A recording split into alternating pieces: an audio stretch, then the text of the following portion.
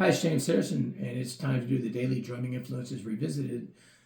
Originally posted in 2012. Today, it begins the Studio Drummers Week again. And today, what we're going to do is combine two together, not to discredit one versus the other, but they're brothers and they're back to back on days. So I'm just going to put them together in one big one today. It is Rick Moratta and Jerry Moratta. Originally, I had said Jerry Moratta first and then Rick Moratta. It's hard to separate the two because I think Rick Moratta probably has a more varied resume. Of course, playing with Steely Dan and just everybody. I mean, if you try to look him up, it's just a huge list of credits of stuff that he's recorded and people he's recorded with. And then later in his career, was responsible for the music for Everybody Loves Raymond, the TV show, and producing and whatnot. So, and then Jerry Moratta,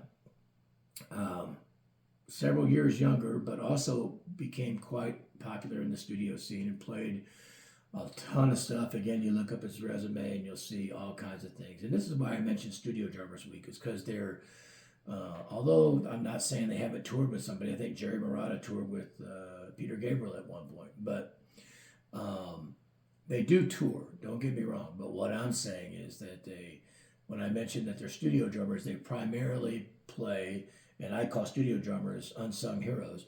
They're unsung, but you're snapping your fingers or dancing or listening to music every day, and oftentimes you don't know who that drummer is, and oftentimes it's one of these people that I'm mentioning. So Jerry Moratta had a huge resume and worth checking out, and Rick Moratta, to me, probably a little bit more of a longer resume, but also older.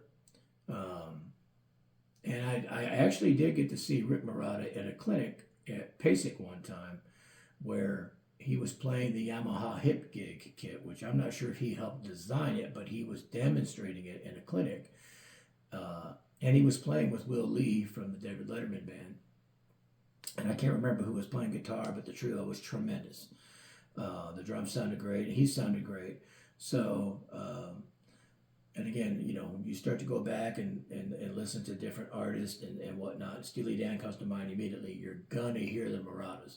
So Jerry Moratta, Rick Moratta, the drummers, first two drummers in Studio Drummers Week.